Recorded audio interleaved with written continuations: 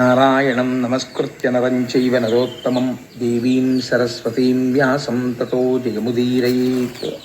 హరి ఓం. రమేశ్వర స్వరూపమైన సభకి నమస్కారం.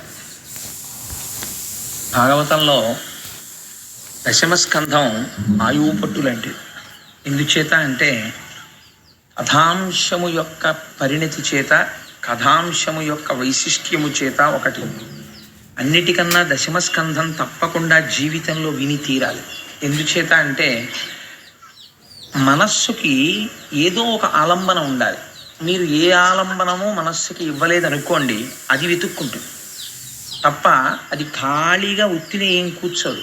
మీరేమీ పని చెప్పలేదనుకోండి మనస్సుకి, అది ఇంద్రియాలని సుఖపెట్టడానికి, శరీరాన్ని సుఖపెట్టడానికి ఒక విషయ వస్తువుని పట్టుకుంటుంది.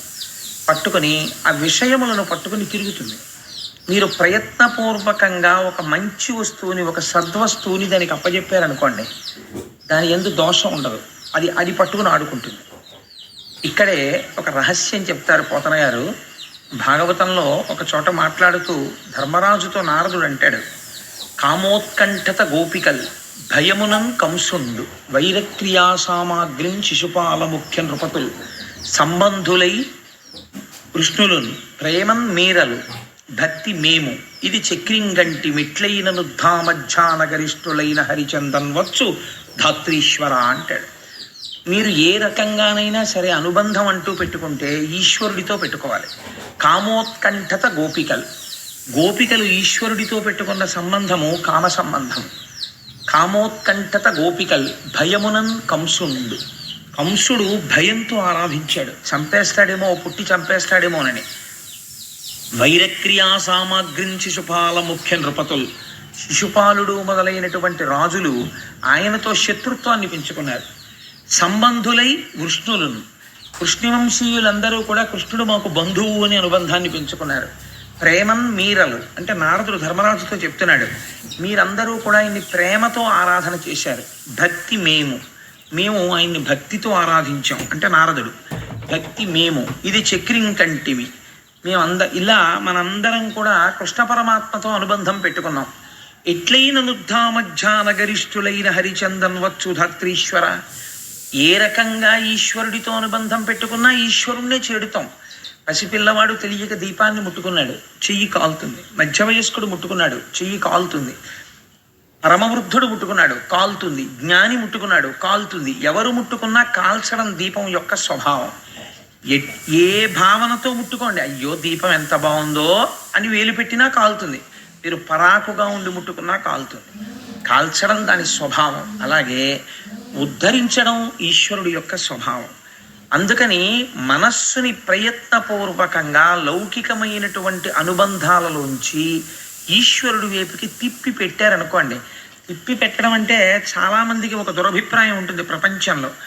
మనస్సుని తిప్పి ఈశ్వరుడి యందు పెట్టడం అంటే సంసారాన్ని వదిలిపెట్టేయడం అండి అని. అలా ఏం ఉండదు. ఇది ఎలా ఉంటుందంటే, మీ ఇంట్లో 8 పంపులు ఉంటాయి. ఇంకులో ఒక పంపు ఉంటుంది, వాష్ బేసిన్లో ఒక పంపు ఉంటుంది, స్నానం చేసేటప్పుడు బాత్రూంలో ఒక పంపు ఉంటుంది. సెల్ ఫోన్స్ కట్టేయండి సార్. ఆ తర్వాత మీరు సెల్ ఫోన్ తీసుకొచ్చి ఇక్కడ మాట్లాడితే 100 మందికి డిస్టర్బెన్స్ ఉంటుంది భాగవతానికి సెల్ ఫోన్ అవసరమా? అంత సెల్ ఫోన్ మీకు వస్తుంది అనుకుంటే బయట నుంచోండి వెళ్ళి.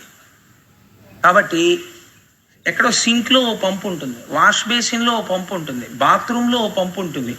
ఇన్ని పంపుల్లోనూ నీళ్లు రాలేదనుకోండి, రాకపోతే ప్రతి పంపు గొట్టంలోనూ నీళ్లు పోయిరు. పైన ఉన్న ఓవర్ హెడ్ వాటర్ ట్యాంక్లో నీళ్లు పోస్తారు. ఓవర్ హెడ్ వాటర్ ట్యాంక్లో నీళ్లు పోస్తే అన్ని పంపుల్లోకి నీళ్ళు వస్తాయి. అలాగే మీరు ఎన్ని రకాలైన అనుబంధాలతోనైనా సంసారంలో ఉండొచ్చు. శాస్త్రం ఏం చెప్తుందంటే, భార్యతో ఉంటాడు సంసారంలో, పరమ ప్రీతితో భార్య యందు సంతోషంగా ఉండొచ్చు. ఎన్ని మాటలు మీరు భార్యని ముద్దుగా చూసినా ఒక మాట మర్చిపోకూడదు, లక్ష్మీదేవి అనుగ్రహంతో నాకు ఇటువంటి ఇల్లాలు దొరికింది అనుకుంటున్నారు. ఈ భావన మనస్సులో పెట్టుకుని మీరు ఎంతగా సంతోషంగా కదలండి. ఇదంతా అమ్మవారి అనుగ్రహం, నాకు ఇంత చక్కటి భార్య, ఇంత ప్రేమ కలిగిన భార్య, నా వంశాన్ని పెంచిన భార్య అని మీరు మనసులో అనుకుంటూ, ఇదంతా అమ్మవారి అనుగ్రహం అనుకుంటూ భార్యతో ఉండండి. ఏ దోషం ఉండదు. నా బిడ్డడికి ఓ మంచి సీట్ వచ్చింది, ఈశ్వరానుగ్రహం. ఆయన మేధస్సుని ఇచ్చాడు, చక్కగా ఆరోగ్యాన్ని ఇచ్చాడు, వాడు చక్కగా చదువుకుంటున్నాడు, వృద్ధిలోకి వస్తున్నాడు. ఇది ఈశ్వరానుగ్రహం. మీరు ఒక మంచి మధుర పదార్థం తిన్నారు. ఈ మధుర పదార్థం చాలామంది తినలేరు, కానీ తినగలిగే అదృష్టాన్ని నాకు ఈశ్వరుడు ఇచ్చాడు. ఏది చేసినా ఈశ్వరుడితో అనుసంధానం చేసుకుంటూ ఉండడం. ఈ చేసుకోవడం వస్తే ఓవర్ హెడ్ వాటర్ ట్యాంక్ నింపుకుని అన్ని పంపుల్లోంచి నీళ్లు పొందడంతో సమానం అవుతుంది.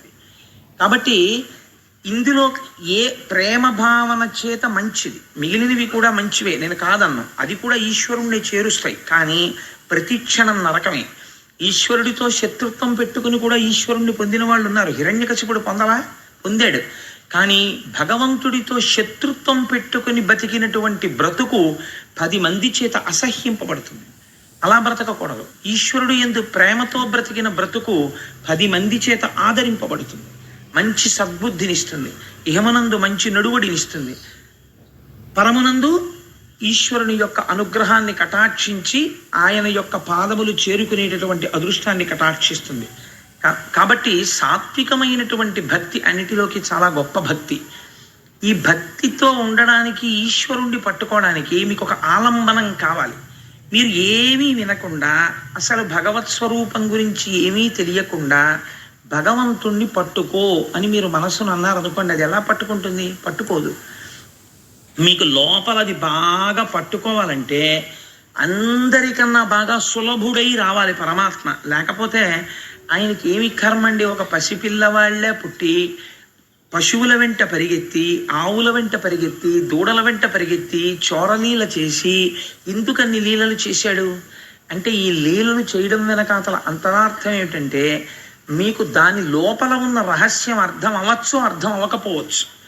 కనీసం బాహ్యంలో ఆ కథ మనస్సుని పట్టుకుందనుకోండి, పట్టుకుంటే మనస్సు అస్తమానం తరచి తరచి తరచి తరచి దాని గురించి ఆలోచిస్తుంది. ఆలోచించినప్పుడు పట్టుకున్న వస్తువు దేన్ని పట్టుకుంది? కృష్ణుడిని పట్టుకుంది. రసోవై సహా అని పేరు ఆయనకి. కాబట్టి అది ఏ ఫలితాన్ని ఇస్తుంది?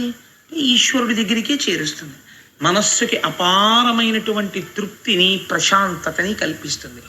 కాబట్టి దశమస్కంధం భాగవతంలో ఆయువు పట్టు అనడానికి కారణం, భాగవతంలో దశమస్కంధంలోకి వచ్చేటప్పటికే కృష్ణ పరమాత్మ యొక్క ఆవిర్భావాన్ని, లీలల్ని విశేషమైనటువంటి వర్ణన చేశారు వ్యాస భగవానుడు. ఆంధ్రీకరించి పోతన గారు మనకు ఉపకారం చేశారు. నవమస్కంధంలో ఒక గమ్మత్తు చేశారు. నవమి నాడు రామచంద్రమూర్తి పుట్టారు. దశమస్కంధాన్ని ప్రారంభం చేసే ముందు నవమస్కంధంలో రామాయణం చెప్పారు వ్యాసుల వారు కానీ, పోతన గారు కానీ. నవమస్కంధంలో ఎక్కువ భాగం యథార్థానికి రామచంద్ర ప్రభువు యొక్క సంకీర్తనమే.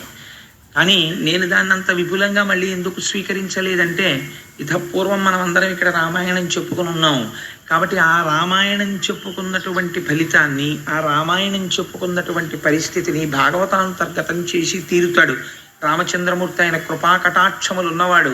కాబట్టి మనం ఇంకొక స్కంధం వైపుకి నడవడానికి అవకాశం ఉంటుంది అని రామాయణంలో నవమస్కంధంలో ఉన్న రామాయణాన్ని పక్కన పెట్టడం జరిగింది. అంత మాత్రం చేత నేను దానిని విడిచిపెట్టినట్లు కాదు. అందుకని నేను ఒక 4 వాక్యములలో రామాయణాన్ని పూర్తి చేసేసాను అనుకోండి. పూర్తి చేసేస్తే నేను నవమస్కంధంలో రామాయణం చెప్పేసినట్టే కదా. ఇక్ష్వాకు వంశమునందు జన్మించిన దశరథ మహారాజు గారికి సంతానం లేకపోతే పుత్రకామేష్టి చేస్తే సంతానము కలగడానికి ప్రతిబంధకమైనటువంటి పాపము పరిహరింపబడి యజ్ఞపురుషుని యొక్క అనుగ్రహము చేత లభించిన పాయస పాత్రలోని పాయసాన్ని తన 3 ధర్మపత్నులైన కౌసల్య, సుమిత్ర, కైకేయిలకి పంచి ఇస్తే పుట్టినటువంటి రామలక్ష్మణ భరత శత్రుఘ్నులు నలబడేటటువంటి 4 కుమారుల యందు మహాధర్మాత్ముడైన రామచంద్రమూర్తి పితృవాక్య పరిపాలనం కోసమని తాను వివాహం చేసుకున్న సీతమ్మ తల్లితో కలిసి తండ్రిని సత్యవాక్యమునందు ప్రతిష్ఠితుడిని చేయడం కోసం 14 సంవత్సరముల అరణ్యవాసమునకు బయలుదేరి వెళ్ళి అక్కడ శూర్పణఖ యొక్క ముక్కు చెవులు కోసి మారీచాది రాక్షసుల యొక్క పీచమణకి విశ్వామిత్ర యాగ సంరక్షణం బాలకాండలో చేసి అక్కసుతో రావణాసురుడు సీతమ్మ తల్లిని అపహరిస్తే ఆ తరువాత అరణ్యకాండలో ఆ కబంధ వధ జరిగిన తరువాత సుగ్రీవుని యొక్క జాడ తెలుసుకుని సుగ్రీవుడితో మైత్రి చేసి వాలిని సంహరించి హనుమ యొక్క సహాయం చేత 100 యోజనముల సముద్రమునకు ఆవల దక్షిణ దిక్కున ఉన్నటువంటి లంకా పట్టణంలో రావణాసురుని యొక్క ప్రమదావనంలో బంధింపబడిన సీతమ్మ తల్లి యొక్క జాడ హనుమ ద్వారా తెలుసుకుని సముద్రమునకు సేతువు కట్టి ఆవలి ఒడ్డుకు చేరి రావణ కుంభకర్ణాది రాక్షసులను తెగటార్చి తిరిగి సీతమ్మ తల్లిని తాను పొంది 11,000 సంవత్సరములు రామచంద్రమూర్తి రాజ్య పరిపాలన చేసి రామరాజ్యమని పేరు తెచ్చి ఎన్నో అశ్వమేధ యాగములు వాజపేయములు పౌండరీకములు మొదలైనటువంటి యాగములు చేసి మనిషి ఎలా ప్రవర్తించాలనేటటువంటి దానికి ఒక అద్భుతమైనటువంటి కొలమానమును ఏర్పాటు చేసినటువంటి విశేషమైనటువంటి అవతారము రామావతారము. ఆ అవతారమే ఆ రామచంద్రమూర్తి యొక్క అనుగ్రహమే పోతన గారి యందు ప్రసరించి భాగవతమును ఆంధ్రీకరించుటకు తోడ్పడినది. ఆ రాముడే కృష్ణ కథ చెప్పించాడు. రాముడు కృష్ణుడు అని ఇద్దరు లేరు కనుక. కాబట్టి నేను నవమస్కంధంలో రామాయణం చెప్పినట్టే కదా. ఎందుచేత అంటే అలాగని రామాయణం విడిచిపెట్టడం ఇష్టం లేదు కాబట్టి రామాయణాన్ని స్పృశించినట్లే ప్రధాన ఘట్టాలు. ఇప్పుడు నేను దశమస్కంధంలోకి వెళ్ళడానికి తలుపు తెరుచుకున్నట్లు కదా. దశమస్కంధాన్ని ప్రారంభం చేస్తూ ఒక మాట చెప్తారు. పూర్వకాలంలో గోరూపాన్ని స్వీకరించి భూమి చతుర్ముఖ బ్రహ్మగారి దగ్గరికి వెళ్ళి ఏడ్చింది. మహానుభావ, భూలోకంలో ఎందరో రాజులు భూమిపతులమనేటటువంటి పేరు పెట్టుకుని పరమ దుర్మార్గమైనటువంటి పరిపాలన చేస్తూ ధర్మమును తప్పి ప్రవర్తిస్తున్నారు. ఇటువంటి వారి యొక్క మదం అణచడానికి, భూమి యొక్క భారమును తగ్గించడానికి, భూభారం అంటే మీరు ఎప్పుడు జ్ఞాపకం పెట్టుకోండి, అది కేవలము తక్కెట్లో వేసి తూచేటటువంటి కొలత కాదు. ఎన్ని ప్రాణులున్నా భూమికి ఎప్పుడూ బరువు కాదు. ఎంతమంది బిడ్డలు పుట్టినా తల్లికి ఎవ్వరూ బరువు కానట్టే. కానీ భూమి ఎప్పుడు బరువుగా బాధపడుతుంది అంటే ధర్మము తప్పి ప్రవర్తించేటటువంటి మనుష్యులను చూసి భూమి భారంగా బాధపడుతుంది. అందుకని సృష్టి చేసిన బ్రహ్మగారిని అడిగింది. వీళ్ళందరినీ సృష్టి చేసిన వాడు ఆయనే కదా. ఇంతమంది అధర్మాత్ములు ఇవాళ భూమి మీద తిరుగుతున్నారు, ఎలా నాకు భారం తగ్గడం అని అడిగింది. భారం తగ్గించడం, ఉన్నది నిలబెట్టడం స్థితికారుడైన శ్రీ మహావిష్ణువు యొక్క అనుగ్రహం. కాబట్టి నువ్వైనా నేనైనా ఆయన్ని ప్రార్థన చెయ్యాలని ఆనాడు చతుర్ముఖ బ్రహ్మగారు ధ్యానమగ్నుడై పురుష సూక్తంతో స్వామివారిని ఉపాసన చేశారు.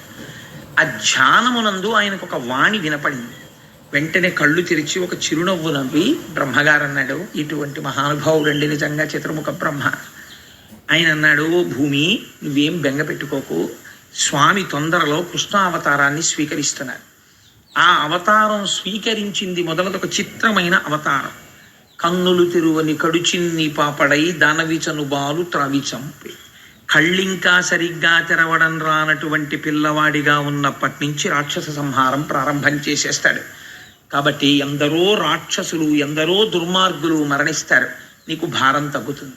కానీ స్వామి ఆదేశం ఇచ్చారు, దేవతలు సురకాంతలు తమ తమ అంశలతో భూమి మీద జన్మించమని. ఆయన యదుకులంలో జన్మించపోతున్నారు. యాదవుడిగా పశువులను కాసేటటువంటి వాడిగా జన్మించపోతున్నాడు. జగదాచార్యుడుగా లోకమునకు జ్ఞానమిస్తాడు అని చెబితే భూకాంత పరమ సంతోషాన్ని పొందినటువంటిదై తిరిగి వెళ్ళిపోయి కృష్ణ పరమాత్మ యొక్క ఆగమనము కోసమని నిరీక్షణ చేస్తాను. ఈలోగా భూమి యందు యదువంశమునకు చెందినటువంటి శూరసేనుడు అనబడేటటువంటి ఒక రాజు మధురా రాజ్యాన్ని పరిపాలిస్తున్నాడు. ఆయన కుమారుడు వసుదేవుడు.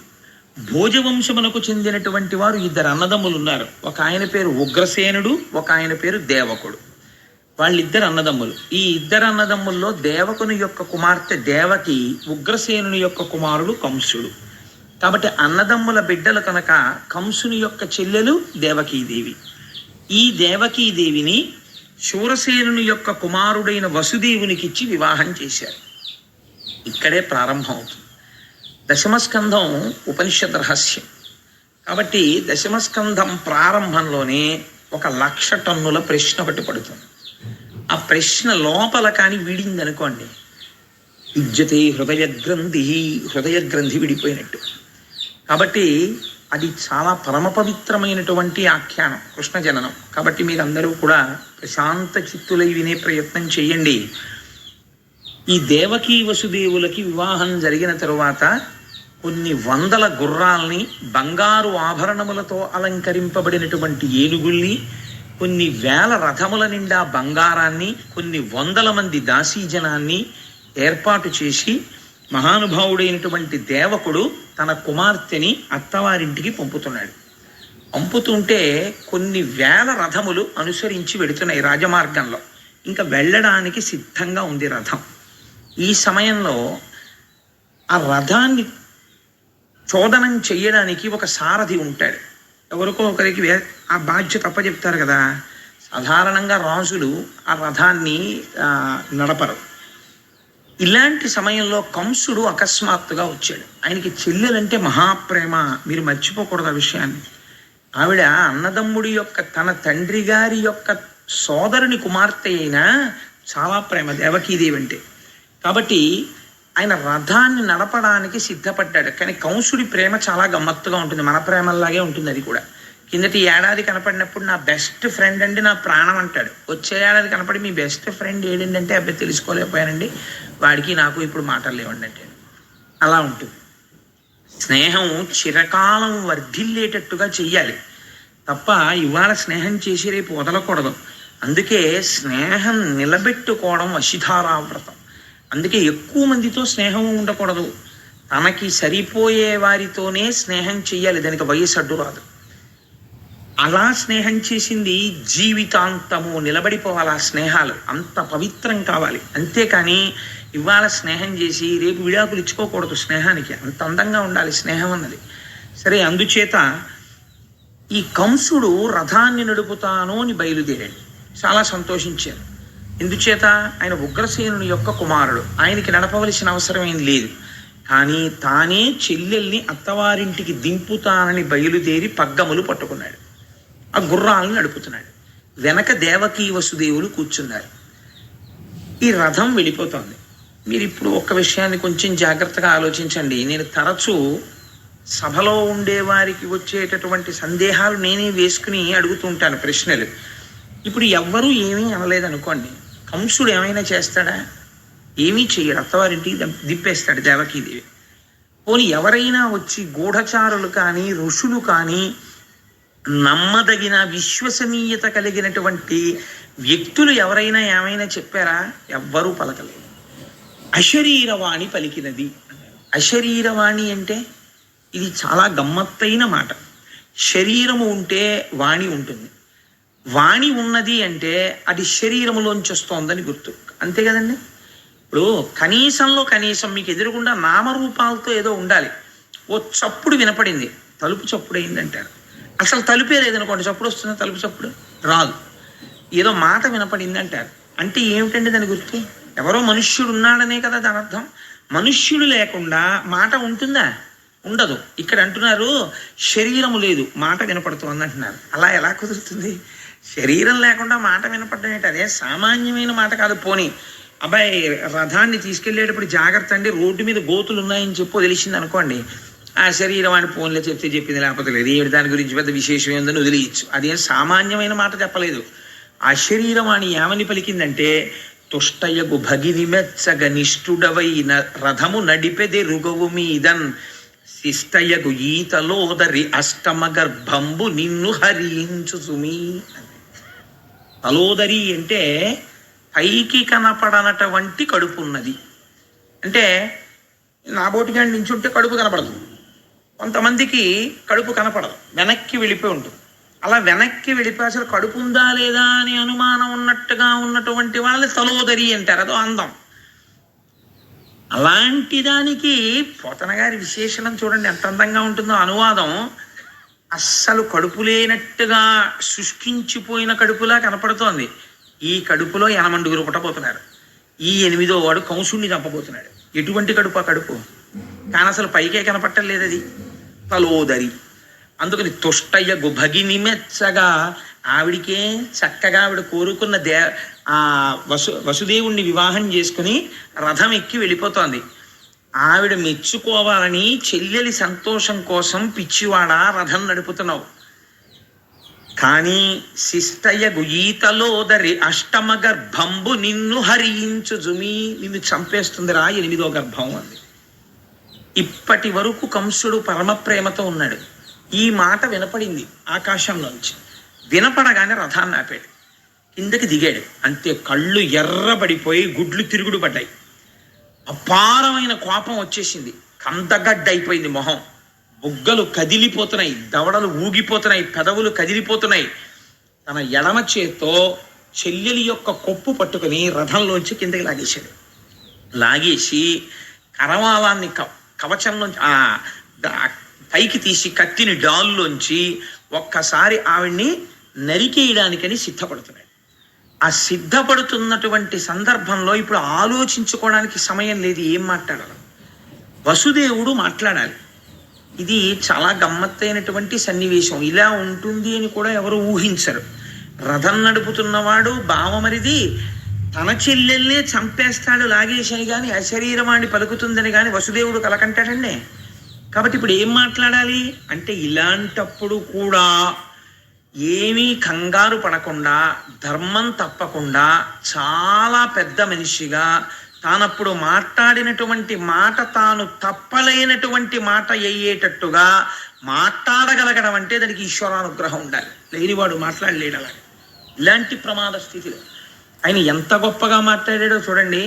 అన్నవు నీవు చెల్లెలికి అక్కట మనన చేయుటో, మాడలు చీరలిచ్చుటో సారలిచ్చుటో, మధుర మంజుల భాషలను ఆదరించుటో చేయక, మిన్నుల మోతలే నిజము మేలని చంపకుమన్న, మాని రావన్న సహింపుమన్న, తగదన్న వేడెదన్ అన్నాడు. ముందు కంసుని యొక్క అనుగ్రహం కోసమని బతిమాలాడు. అన్నవు నీవు చెల్లెలికి మొట్టమొదటి మాట వేశాడు.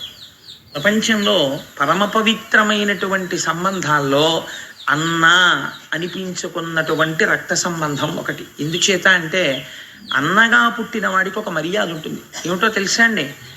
ఎప్పుడూ కూడా తన బావగారు బ్రతికుండాలని కోరుకోవాలి. బావమరిది బతకగోరుతాడు అని ప్రపంచంలో ఒక సామెత. ఏది పెట్టండి, ఏది పెట్టకపోనివ్వండి, పుట్టింటికి ఆడపిల్ల వచ్చినప్పుడు అన్నగారు కనీసంలో కనీసం నీకు ఐశ్వర్యం ఉండి పెట్టడం ఇష్టం లేకపోతే అక్క చెల్లెలకి పెట్టక్కర్లేదండి శాస్త్రం. ఏమి చెయ్యాలి అంటే, కనీసం ఆ ఉన్న పావు గంట నువ్వు మధురమైన మాటలు మాట్లాడాలి.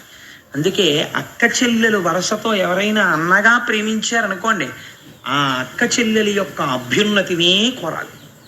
కాబట్టి మధుర మంజుల భాషలను ఆదరించుటో, నువ్వు అన్నవి కాబట్టి రథం తోలడానికి వచ్చావు. కాబట్టి నువ్వేం చెయ్యాలి? అక్కట మనన చేయుటో, నీ చెల్లెల్ని సంతోషపెట్టాలి. చీరలు సారెలు మడలిచ్చుటో, ఆవిడకో చీర పెట్టాలి, సారె పెట్టాలి, ఏమైనా బహుమానం ఇవ్వాలి. పోనివేమీ నువ్వు ఇవ్వద్దు. మధుర మంజుల భాషలను ఆదరించుటో, చక్కటి మాటలు 4 మాట్లాడాలమ్మా. చెల్లెమ్మ చెల్లెలికి ఉన్న చాలా గొప్ప విశేషం ఏమిటో తెలుసా అండి? మరి అది ఆ కోమలత్వం స్త్రీకి ఈశ్వరుడు సహజంగా ఇచ్చాడేమో నాకు తెలీదు. ఒకటి, అమ్మ అన్న మాటకి పరవశం అయిపోతారు వాళ్ళు. 2, చెల్లెమ్మ అనండి, వాళ్ళు ఎంత భద్రత ఫీల్ అయిపోతారు. మీకు ఏ పరిచయం అక్కర్లేదు. రైల్లో ఎవరో కనపడ్డారు అనుకోండి, చెల్లెమ్మ ఒకసారి ఆ పుస్తకం చూడొచ్చా అన్నారు అనుకోండి, ఆవిడ చేతిలో ఉన్న పుస్తకం మీకు తోచక, అంతే వాళ్ళు ఎంత భద్రతగా సంతోషిస్తారో. పర్వాలేదు, మనకు హైదరాబాద్ వెళ్ళే వరకు ఆ అన్నయ్య దొరికాడు అనుకుంటారు. మరి ఏమిటో తెలీదు, వాళ్ళ మనస్సుల్లో అంత కోమలత్వం ఉంటుంది. దీన్ని జ్ఞాపకం చేస్తున్నాడు వసుదేవుడు. అన్నవు నీవు చెల్లెలికి కనీసం మధుర మంజుల భాషలను ఆదరించుటో, మంచి మాటన్నా మాట్లాడద్దాయా? పోనీ చంపేస్తానంటున్నావు. దేనికి చంపేస్తానంటున్నావు? మిన్నుల మోతలే నిజము. ఎటువంటి ట్రాన్స్లేషనో చూడండి పోతన గారిది. మిన్నుల మోత అంటే గాలిమాట. అది ఎక్కడి నుంచి వచ్చింది? శరీరం లేదుగా. గాలి మాటలు నమ్మి అక్క చెల్లెల్ని చంపేస్తావా? రేపు పొద్దున నేనేమంటాందయ్యా ప్రపంచం? భోజవంశంలో పుట్టాడు కంసుడు, అరివీర పరాక్రమం కలిగిన వాడు. ఓ చెల్లెల వల్ల 8వ గర్భానికి చచ్చిపోతావని వినపడింది ఎక్కడో గాలిమాట. ఇంకా పాదాల పారాణి ఆరని ఆడపిల్లని చంపేశాడు అని లోకం చెప్పుకుంటుంది. ఎంత మహాపాపమయ్యా అది. అందుకని వధింపకుమన్నా, తొందరపడి చంపకు, సహింపుమన్నా పోర్చుకో, వేడెదన్ నిన్ను అభ్యర్థిస్తున్నానయ్యా అన్నాడు. అంటే ఆయన అన్నాడు, అది మిన్నుల మోతో ఆధికారిక వాక్యమో నాకు అనవసరం. నేను చచ్చిపోతాను, ఈవిడ కడుపున పుట్టిన 8వ పిల్లాడి వల్ల నాకు వినపడింది, నేను చంపేస్తాను. ఇప్పుడు వసుదేవుడు అన్నాడు, ఏమిటో బావా చంపేస్తాను అంటున్నావు. నీ అదృష్టం కొద్దీ నీ చావుకో కారణం తెలిసింది. ఈ పిల్లకి పుట్టేటటువంటి 8వ కడుపున పుట్టేటటువంటి వాడు నిన్ను చంపుతాడు అని నీకు తెలిసింది. ఒకవేళ తెలియలేదు, లేదా నువ్వు ఈ పిల్లని చంపేశావు, నీకు చావు రాకుండా ఉంటుంది అని నాకు చెప్పు. ఇది అడిగాడు వసుదేవుడు. భాగవతం ప్రారంభం ఏ ప్రశ్నతో చూడండి. అందుకే పరీక్షిత్ అన్నాడు, ఇది విని నాకు చావు భయం పోయింది, కానీ నేను బతికున్నన్నాళ్ళు ఈ కథలు వినాలన్న నాకు కంగారుగా ఉంది, తొందరగా చెప్పి అయిపోతుందేమో భాగవతం నాకు బెంగగా ఉంది అన్నాడు. చూడండి పరీక్షిత్ ఏ స్థితిని పొందేశాడో. మరణ భయం పోయింది ఆయనకి. ఇంకొకడు మరణ భయం పొందుతున్నాడు కంసుడు. మరణ భయం పొందుతున్న వాడి కథ వింటూ మరణ భయాన్ని పోగొట్టుకుంటున్నాడు పరీక్షిత్. మరణం అంటే ఏమిటి బావా, నువ్వు మరణం వస్తుందని విలవిల్లాడిపోతున్నావు కదా. నేను ఒక్క మాట చెప్పనా, చాలా తేలిగ్గా చెప్పేస్తాను నీకు మరణం అంటే ఏమిటో. ఇక్కడ పెద్ద భూమి ఉంటే కాస్త మట్టి తీసి ఇక్కడ ఎట్టుకుని పిల్లలకి చెయ్యి చాపి చిన్నప్పుడు ఏంటంటే ఇల్లు కడిగి, ఏదో కాళ్ళు కడిగి, చేతులు కడిగి, ఆకేసి, పప్పేసి, అన్నం వేసి అంటారు. అలా ఇందులో కాస్త మట్టి తీసి ఇందులో పెట్టి, ఇందులో నీళ్లు తీసి బ్రహ్మాండంలోంచి ఇందులో పెట్టి, ఇందులో ఆకాశం తీసి ఇందులో పెట్టి, ఇందులో వాయువు తీసి ఇందులో పెట్టి, ఇందులో అగ్ని తీసి ఇందులో పెట్టి, ఈ 5 కలిపి 5 కొంచెం సేపు నీళ్లలో బుడగలా తిరిగి, ఆ తర్వాత బుడగ పగిలిపోయినట్టు ఇందులో ఉన్నటువంటి భూమి అందులోకి వెళ్ళిపోయి, ఇందులో ఉన్న అగ్ని అందులోకి వెళ్ళిపోతే అదే మరణం. ఏముందని పెద్ద విశేషం ఏముంది? అసలు లోపల ఉన్నది ఎప్పుడూ ఉంటుంది, బయటికి వెళ్ళిపోతుంది. ఇది వెళ్ళిపోతుంది. మళ్ళీ ఎలా వెళ్ళిపోతోంది అంటే వసుదేవుడు అన్నాడు, ఆ వెళ్ళడం కూడా ఎలా పెడుతుందో తెలుసా? వెళ్ళిపోయే ముందే తాను మళ్ళీ పుట్టవలసినటువంటి జన్మని, ఉపాధిని వెతికేసుకుంటుంది స్మరణ చేత. ఇది చాలా ముఖ్యమైన మాట, మీరు గుర్తుపట్టాలి. స్మరణ చేత. ఎందుకని? మనస్సుకి ఏదో అలవాటు అవుతుంది, సంస్కారం. అస్తమానం ఈశ్వరుడు గురించి వినడం అలవాటు అనుకోండి, భగవంతుడి గురించి చెప్పడం అలవాటు అనుకోండి, భాగవతం చదువుకోవడం అలవాటు అనుకోండి, వాడి వెళ్ళిపోయేటప్పుడు కూడా వాడి సంస్కారం అక్కడే ఉంటుంది. కాబట్టి వాడు ఉత్తర జన్మలో ఏమవుతాడో తెలుసా అండి? ఒక మహాపండితుడికి కొడుగ్గా పుట్టి చిన్నతనం నుంచే అన్నీ నేర్చేసుకుని పరవశించిపోయి ఈశ్వరుడు గురించి చెప్పుకుంటూ ఈశ్వరుడిలో కలిసిపోతాడు. ఒకడికి ఐశ్వర్యం మీద ఉండిపోయింది భ్రాంతి, మార్కండేయ పురాణం నిర్దాక్షిణ్యంగా చెప్పింది. వాడు ఏమవుతాడో తెలుసా అండి? పునర్జన్మ ఇచ్చే ముందు ఆఖరి ఆలోచనని బట్టిస్తాడు ఈశ్వరుడు. ఐశ్వర్యం గురించి ఆలోచించిన వాడికి ఏమిస్తారో తెలుసా అండి? తల పగిలి చచ్చిపోవలసిన జన్మిస్తారు. అంటే తేలు కానీ, జిర్రి కానీ, పాము కానీ ఇలాంటివి పుట్టి మందసాల కింద చేరుతాయి. ఆ డబ్బులున్న చోటుకి వచ్చి చేరుతాయి. లేకపోతే ధాన్యం పోసిన అదేంటి పెద్ద పెద్ద కావుల్లా కడతారు, వాటి కింద కానీ చేరితే తనది పోతుందని బెంగ. ఎవడో వస్తాడు అక్కడికి, అమ్మో నాది పట్టుకుపోతాడేమో అని బయటకు వస్తాడు. కర్ర పెట్టి కొట్టి తల పగిలేట్టు కొడుతుంటారు. ప్రాణం తోకలోకి వెళ్ళిపోతూ అప్పుడు అనుకుంటాడు, ఈ మాత్రం దానికా ఇంత కష్టపడ్డాను, ఎవరికీ కనపడకుండా దాక్కుని తిరిగాను కొడుకులకి రక్షిద్దామని. తల పగల కొట్టించేశాడు కొడుకు అంటాడు. ఇప్పుడు మళ్ళీ ఇంకో ఉపాధిలోకి పోతాడు. ఎంత చిత్రమో చూడండి. తన భార్య పక్కన పడుకుని ఇంకొక స్త్రీ గురించి ఆలోచిస్తాడు, గోడ మీద బల్లిగా వస్తాడని చెప్పింది మార్కండేయ పురాణం. కాబట్టి ఏమవుతుంది? ఒకడు ఈశ్వరుడు గురించి స్మరిస్తూ ఉంటాడు. వాడు ఉత్తర జన్మల్లో హాయిగా ఒక మహాపండితుడు కడుపున పుట్టి ఏ లోటు లేకుండా 7 ఏళ్ళు 8 ఏళ్ళు వచ్చేటప్పటికి అపారమైన పాండితీ ప్రకర్షతో ఐశ్వర్యానికి లోటు లేకుండా 10 మందికి పెడుతూ తాను తింటూ భగవంతుడి గురించి చెప్పుకుంటూ సార్థకత అవుతుంది, ఈశ్వరుడిలోకి వెళ్ళిపోతాడు. స్మరణ ముఖ్యం బావా.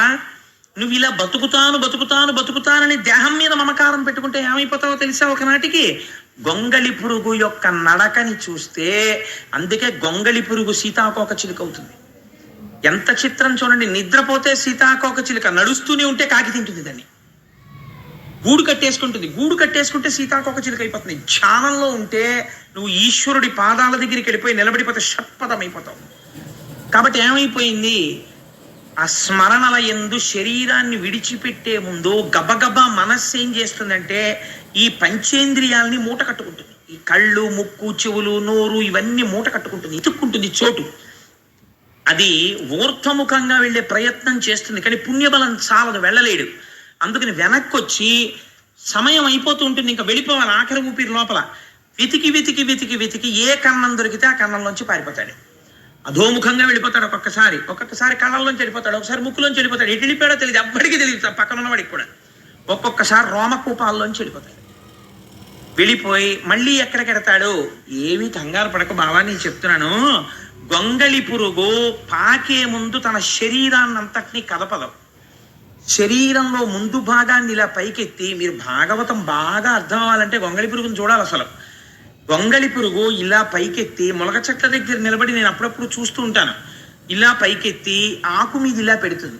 ఎన్ని కాళ్ళు ఉంటాయో పెట్టి ఈ వెనకాతల ఆకు మీద ఉన్న శరీరాన్ని ఇలా ముద్ద కింద లాగుతుంది. లాగితే ఈ ఆకు కొద్దిగా వంగిలా వేళ్లాడుతుంది. మళ్ళీ దాన్ని పట్టుకొని ఇలా ఇలా ఇలా ఎక్కి ఆ ఆకు మించి వెళ్ళిపోతుంది. అలా ఇక్కడ వదులుతూనే ఇంకో దేహంలోకి వెడతాడు బావా. ఈ మాత్రం దానికి ఎంతమందిని చంపేస్తావు? చంపేస్తే ఉండిపోతుంది ఆ శరీరం? ఉండదు, వెళ్ళి తీరుతావు ఇంకో శరీరంలోకి. కానీ చెల్లెల్ని చంపిన పాపానికి అధోగతికి వెళ్ళిపోతావు. ఎందుకు మావ ఈ పని చేస్తావు అంటే కంసుడు అన్నాడు. అంటే ఎంత గొప్ప వేదాంతం అప్పుడు చెప్తే మనసు మారే అవకాశం ఉంటుందో అది చెప్పాడు.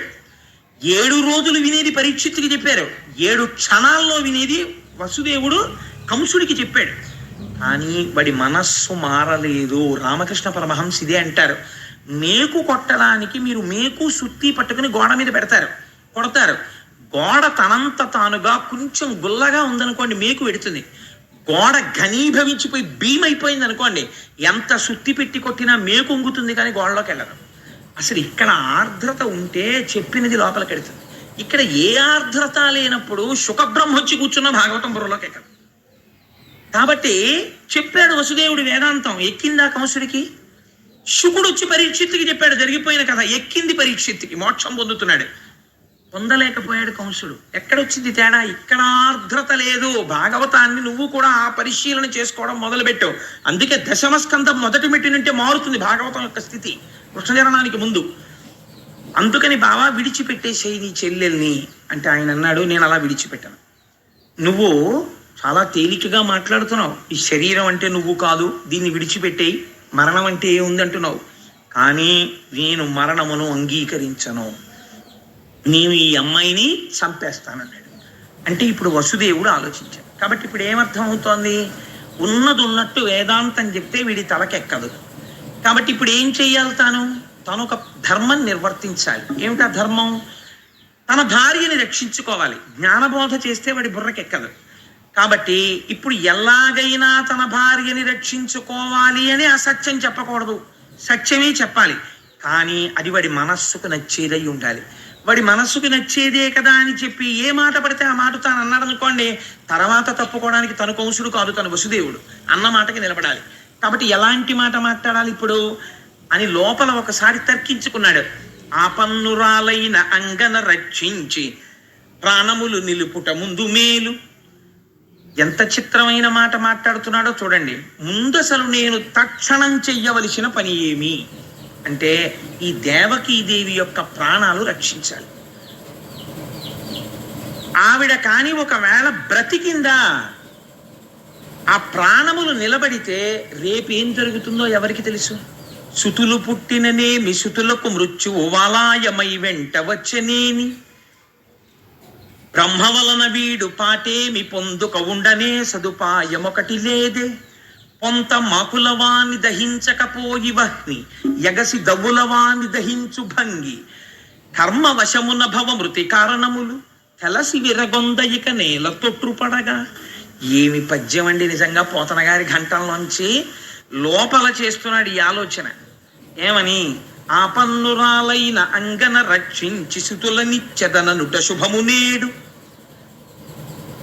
అసలు ముందు ఈ అమ్మాయిని బతికేటట్టుగా చూడాలి. ఒకవేళ బ్రతికితే రేపేం జరుగుతుంది అన్నది తర్వాత ఆలోచిద్దాం. 8వ గర్భానికి కదా చంపేవాడు, కంసుణ్ణి చంపేవాడు పుడతాడంటున్నాడు. అందుకని ఒక మాట చెప్దాం, నీకు 8వ కడుపున పుట్టేవాడు నిన్ను చంపుతాడు కాబట్టి నీకు అనుమానం ఉంటే పుట్టిన కొడుకులందరినీ నీకు ఇచ్చేస్తాను, చంపేసేయి. ఈవిడ్ని చంపేయడం ఎందుకు? ఈవిడ కాదుగా నిన్ను చంపేది అంటే వీడు ఏమంటాడు? వీడికి కావలసినది ఏమిటంటే వాడి ప్రాణాలతో ఉండడం. కాబట్టి ఇప్పుడు అయితే నీ కొడుకుల్ని ఇస్తావా బావా అంటాడు. నన్ను నమ్ముతాడు, ఎందుకంటే నేను మాట తప్పనని. శృతులు పుట్టిననేమి శృతులకు మృత్యువు వలాయమై వెంట వచ్చనేని బ్రహ్మ వలన వీడు పాటేమి పొందుక ఉండనే సదుపాయమొకటి లేదే. చతుర్ముఖ బ్రహ్మగారి చేత వీడు నిజంగా నా భార్య 8వ కడుపున పుట్టేవాడి చేత సంహరింపబడాలని రాసినటువంటి విషయము సత్యమే అయితే వీడు ఎలాగో చచ్చూరుకుంటాడు. కాబట్టి అందాక ముందు అసలు భార్యని రక్షించుకోవాలి కదా, అది నా భర్తగా నా ధర్మం కదా. కాబట్టి పిల్లల్ని ఇచ్చేస్తానంటాను, నిజంగా ఇచ్చేస్తాను, భార్యని ముందు రక్షించుకుంటాను. అసలు పిల్లలు పుడతారో పుట్టరో ఎవరికి తెలుసు, వీడు విన్నట్టే నేను విన్నాను. కాబట్టి నేను మాత్రం ఎందుకు అనకూడదు ఈ మాట.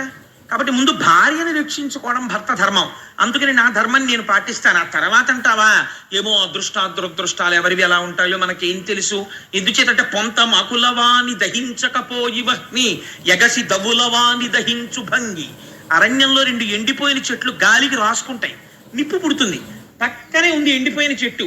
ఈ ఎండిపోయిన చెట్టుని కాల్చడం మానేసి గాలికి అగ్నిహోత్రం వెళ్ళి దూరంగా ఉన్న ఇంకో ఎండు చెట్టుని కాల్చేస్తోంది.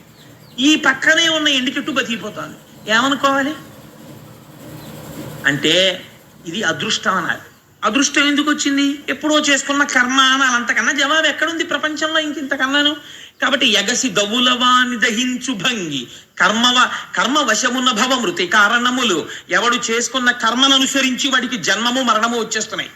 భవమృతి కారణములు తెలసి విరగొందయిక నేల తొట్టుపడగా. ఇది నాకు తెలిసి నేను ఇంకెందుకు భయపడాలి. కాబట్టి నేను నా పిల్లల్ని ఇచ్చేస్తానని వీడితో ఒక మాట చెప్తాను అనుకున్నాడు.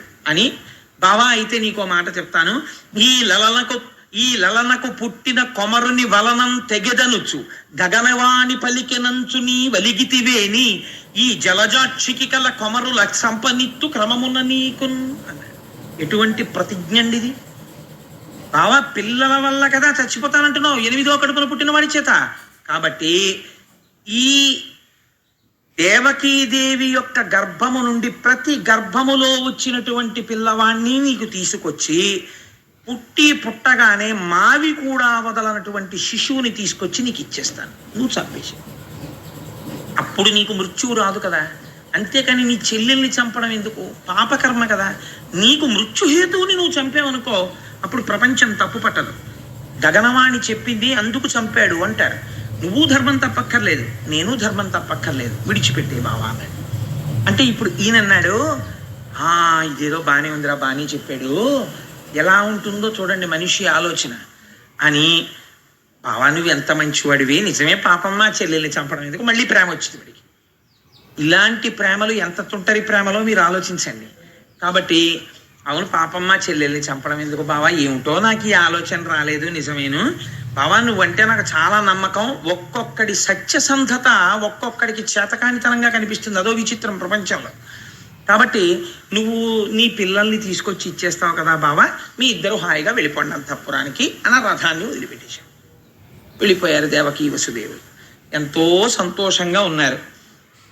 మొట్టమొదట కొడుకు పుట్టాడు. పుట్టగానే ఇప్పుడు ఎవరి మీదకి వెళ్ళింది పరీక్ష? వసుదేవుడి మీదకి వెళ్ళింది. మీరు భాగవతంలో ఒక గమ్మత్తు గమనించాలి. 8వ గర్భాన్న పుట్టేవాడి వలన చచ్చిపోతావని గగనవాణి కంసుడికి చెప్పింది. 8వ గర్భాన పుట్టేటటువంటి పిల్లవాడి వల్ల చచ్చిపోతావంటే వీడు ఖచ్చితంగా బతకడానికి ఎన్ని ఏళ్ళు టైం ఉందండి? కనీసం 1.5 సంవత్సరాలు చూసినా 12 ఏళ్ళు టైం ఉంది వీడికి. 12 ఏళ్ళు సమయం ఉన్నవాడు నేను చావడానికి వీలు లేదని వీడిని చంపేస్తానంటున్నాడు. 7 రోజుల్లో చచ్చిపోతావురా అన్నవాడు నాకేం బెంగలేదు, భాగవతం చెప్పి నేను బతికేస్తానంటున్నాడు. ఎంత ఆశ్చర్యం చూడండి. సమయాన్ని ఈశ్వరుడి వైపుకి వాడడంలో ఉంది గమ్మత్తంతా. కాబట్టి పిల్లవాడు పుట్టగానే వసుదేవుడికి జ్ఞాపకం వచ్చింది, ఇచ్చిన మాట. పిల్లడు పుట్టగానే తీసుకొచ్చి ఇచ్చేస్తాను అని ప్రతిజ్ఞ చేశాను అనుకుని గబగబా పిల్లాన్ని చేత్తో పట్టుకుని పలికిన పలుకుల తిరుగక బొలయక వంచనము లేక సుతుల రిపునకు అలగక ఇచ్చిన ధీరుండిల వసుదేవుండు తక్క ఇతరులు కలరే. పుట్టిన పిల్లల్ని చంపడానికి ఇస్తాను అన్న మాట తప్పకుండా సత్యసంధత పాటించడం కోసమని పుట్టిన కొడుకుని పుట్టినట్టుగా మావితో ఉన్న పిల్లాన్ని పట్టుకెళ్ళి కంసుడికి ఇచ్చేసాడు. బావా చంపేసాడు అంటే కంసుడు చూశాడు, చూసి అన్నాడు ఎంత చిత్రంగా ఉంటాయో చూడండి మనఃప్రవృత్తులు. ఆ పిల్లవాడిని చూసి వాడికి ధైర్యం వచ్చింది. బావా చూసావా, నువ్వు ఎంత మాట తప్పనివాడివో, పిల్లవాడు పుట్టగానే నువ్వే తీసుకొచ్చి ఇచ్చావు, నేను రాలేదు చంపడానికి, నేను రావాలమ్మో పుట్టాడు ఒకటో వాడని, నేను రాలేదు, నువ్వు తెచ్చావు, నాకు అందుకే నువ్వంటే అంత గౌరవం బావా, నువ్వు మాట తప్పవు. కానీ 8వ వాడు కదా బావా నన్ను చంపేది, 1వ వాడిని చంపడం ఎందుకు, తీసుకెళ్ళిపోన్నాడు. అంటే వసుదేవుడు లోపల అంతగా నమ్మలేదు కంసుణ్ణి, కానీ పిల్లవాడిని తీసుకుని వెళ్ళిపోయాడు. మీరు ఈ కథ వినండి, చాలా గమ్మత్తుగా ఉంటుంది. ఇందులో ఉన్న వేదాంతం అర్థమైతే ఆశ్చర్యంగా ఉంటుంది. తర్వాత చెప్తాను ఆ తత్వం. వెళ్ళిపోయాడు. వెళ్ళిపోయిన తర్వాత 2వ కొడుకు పుట్టాడు. మళ్ళీ తీసుకొచ్చి ఇవ్వక్కర్లేదుగా, 8వ గర్భాన్ని కదా ఇమ్మన్నాడు, అందుకని ఊరుకున్నాడు. ఇలా 6 పిల్లలు పుట్టారు. 6 పిల్లలతో 6వ పిల్లాడు పుట్టాడు అనేటప్పటికీ తల్లికి తండ్రికి మొదటి పిల్లవాడి మీద ఎంత అనుబంధం ఏర్పడిపోయి ఉంటుందండి. మీరు ఒకసారి ఆలోచించినప్పుడు కూడా 9 ఏళ్ళు 10 ఏళ్ళు పిల్లాడు అయిపోయాడు. అయిపోయి 6 పిల్లలతోటి అమ్మకి నాన్నకి అంత అనుబంధం వచ్చింది. ఇంత అనుబంధంతో వాళ్ళు సంతోషంగా ఉన్న సమయంలో ఒక రోజున నారదుడు వచ్చాడు కంసుడి దగ్గరికి. నారదుడు వచ్చాడు అనేటప్పటికీ మీరు బెంగ పెట్టుకోకండి, ఆయన మహాజ్ఞాని. ఆయన ఇప్పుడు వచ్చినా ఏదో లోక కళ్యాణం చేస్తాడు. ఆయన వచ్చి అన్నాడు, ఒకనాడు నారదుండొయ్యన కంసుని ఇంటికి చనుదించి ఏకతమున మందలోపలనున్న నందాదులును వారి భార్యలు పుత్రులు బాంధవులును దేవకి మొదలుగా గల తెరవలు వసుదేవుడాదిగా గల సర్వ యాదవులును సొరలు కాని నిజము నరులు కారని తెలిపి కంసుండ నీవు రకసుడవనియు దేవమయుడు చక్రి దేవకీదేవికి పుత్రుడుగా జనించు భూతలంబును చెరుప పుట్టిన చనటి దైత్యులనెల్ల సంహరించునని తెలిపి చనియదివికి. ఈయన విచిత్రమైన పని చేశాడు నారదుడు. కంసుడి దగ్గరికి వచ్చి, కంస ఎంత వెర్రివాడివోయ్ అన్నాడు. నేను వెర్రివాడినా ఏమన్నాడు ఆయన అంటే, చూసావా మరి ఇంతకన్నా వెర్రితనం ఏముంటుంది, అసలు నువ్వు ఎవరిని వదిలిపెడుతున్నావో అటువంటి ఆ దేవకి మొదలుగా గల తెరవలు వసుదేవుడాదిగా గల సర్వ యాదవులను సురలు కాని నిజము నరులు కారని పల్కి, వాళ్ళెవ్వరూ మనుష్యులు కారు. నువ్వు కిందటి జన్మలో కాలనీమి అన్న పేరు కలిగినటువంటి రాక్షసుడవు, నిన్ను శ్రీ మహావిష్ణువు సంహరించారు. ఈ జన్మలో నువ్వు కంసుడవు. నీ తండ్రి నీ తల్లి దేవకి వసుదేవుడు, ఇంకా నీకో విచిత్రం చెప్పనా, పక్క ఊళ్ళో ఉన్న నందుడు, ఆవులు, దూడలు ఇవందరూ దేవతలు, నిన్ను చంపడానికే వచ్చాను నేసరికి అని చెప్పి వెళ్ళిపోయాడు. చనియ దివికి ఊర్ధలోకాలకు వెళ్ళిపోయాడు, స్వర్గం. హాయిగా ఆ వీణ పాడుకుంటూ వెళ్ళిపోయాడు, నారాయణ అని సంకీర్తనం చేసుకుంటూ. ఇప్పుడు ఈయనకి అనుమానం వచ్చింది, నారదుడు అనవసరంగా అబద్ధాలు చెప్పడుగా, కాబట్టి కబురు చేశాడు, వసుదేవుడిని 6 పిల్లల్ని పట్టుకుని రమ్మన్నానని చెప్పన్నాడు అని. అమ్మ బాబోయ్, ఇందులో ఎవడు విష్ణువాంశతో పుట్టాడో 8వ వాడికి 7 సహాయపడితే నా బ్రతుకు ఏమైపోవాలి, అందుకని ఉన్న వాళ్ళని ఉన్నట్టు సంహరించడం మంచిది అని వాడు చిత్రంగా చంపేవాడు పిల్లల్ని. 2 కాళ్ళు పట్టుకుని గిర్ర గిర్ర గిర్ర గిర్ర తిప్పి బండలకేసి కొట్టేవాడు. కొడితే పగిలిపోయేవి శరీరాలకి ఎక్కడికక్కడ. అలా 6 చంపేశాడు. చంపేసి తండ్రిని తల్లిని దేవకిని వసుదేవుణ్ణి అందరినీ కారాగారంలో పెట్టేశాడు. పెట్టేసి ఇప్పుడు బకుడు, తృణావర్తుడు, పూతన ఇలాంటి వాళ్ళందరినీ పిలిచి వాళ్ళతో స్నేహం చేశాడు. వాళ్ళందరితో స్నేహం చేసి 8వ గర్భంలో పుట్టేవాడు ఖచ్చితంగా నన్ను అంతం చేయడానికే పుడుతున్నాడు అని ఆశ్చర్యంతో చాలా ఉద్వేగంతో ఎదురు చూస్తున్నాడు. ఎందుకని, ఇంకిప్పుడు బయటెక్కడో ఉండడానికి వీల్లేదు, తన కారాగారంలోనే ఉండాలి. అందులో తర్వాత వస్తున్న గర్భం 7వ గర్భం, 8వ గర్భానికి ముందు గర్భం కాబట్టి జాగ్రత్త పడిపోవాలని దేవకీ వసుదేవుల్ని అత్యంత కట్టుదిట్టమైన కారాగారంలో పెట్టాడు. రోజు తానే వెళ్ళి స్వయంగా చూస్తూ ఉండేవాడు. అంటే పోతన గారు అంటారు, తల్లి తండ్రినైనా తమ్ములన్నలనైనా సఖులనైనా బంధుజనులనైనా రాజులు చంపుదురు రాజ్యకాంక్ష చేసి అవనితరచు జీవితార్థులగుచు. రాజ్యకాంక్ష అన్నది ఎంత ప్రమాదకరమైందంటే, రాజ్యకాంక్ష పెరిగిపోయినటువంటి వాడు తల్లి తండ్రినైనా తమ్ములన్నలనైనా సఖులనైనా బంధుజనులనైనా ఎవరినైనా చంపేస్తాడు. ఎందుకని, అది కంసుడే కాదు, అవని తరచు జీవితార్థులగుచు వాళ్ళు బ్రతికుండిపోవాలి, తనకి రేపు రావలసిన పదవి అవతల వాడికి రాకూడదని చంపడానికి కూడా వెనకాడరు. రాజ్యాధికారమునందుండేటటువంటి మదోన్మత్తత అటువంటిది. కాబట్టి కంసుడు కూడా చంపాడు పిల్లల్ని. అయితే మిగిలినటువంటి మాట ఎలా ఉన్నా మీకు ఇక్కడ ఒక అనుమానం తప్పకుండా రావాలి. ఏమండి, అంత పసిపిల్లలు కదా, నారదుడు మహానుభావుడు కదా, లోక కళ్యాణకారకుడే, నారం దదాతీతి నారదహ అని ఆయన జ్ఞానం ఇచ్చేవాడే, అటువంటి వాడు 6 పిల్లలు చచ్చిపోవడానికి కారణం ఎందుకు అయ్యాడు? ఇప్పుడు ఆయన వచ్చి చెప్పకపోతే వచ్చే నష్టం ఏమిటి? ఎందుకు చెప్పాడు అని మీకు అనుమానం వస్తుంది. భాగవతంలో దీనికి ఎక్కడా జవాబు లేదు. నారదుడు అలా ఎందుకు చెప్పాడు?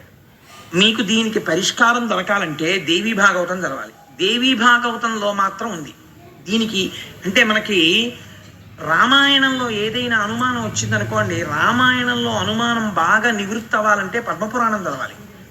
అలాగే వెంకటేశ్వర స్వామి వారి అవతారానికి సంబంధించి ఏదైనా సమగ్రంగా తెలియాలనుకోండి, భవిష్యత్ పురాణం కానీ వరాహ పురాణం కానీ చదవాలి. అలాగే శివ సంబంధం సుబ్రహ్మణ్య సంబంధానికి స్కాందం చూసుకోవాలి. అలాగే భాగవతంలో ఏదైనా అనుమానం వస్తే దేవీ భాగవతంలో ఒకసారి చూసుకుంటున్నారు. దేవీ భాగవతంలో ఈ రహస్యాన్ని చెప్పారు. మరీచి ఊర్ణాదేవి అని 2 ఉన్నారు పూర్వం. వాళ్ళిద్దరికీ 6 పిల్లలు పుట్టారు. వాళ్ళు పుట్టుకతో బ్రహ్మజ్ఞానులు. వీళ్ళు 6 ఒకసారి చతుర్ముఖ బ్రహ్మగారి యొక్క సభకి వెళ్ళారు. పెడితే వాళ్ళకి ఎందుకు నవ్వు వచ్చిందో తెలియదు, నిష్కారణంగా బ్రహ్మగారు కూర్చునుండగా ఓ నవ్వు నవ్వారు. వాళ్ళు నవ్వితే పెద్దల ఎడల జాగ్రత్తగా ఉండాలి, పిచ్చి నవ్వు నవ్వకూడదు. ఆయన అన్నారు, మీకు నన్ను చూసి నవ్వొచ్చింది కాబట్టి రాక్షసుడి కడుపున పుట్టండి అని చెప్పించారు.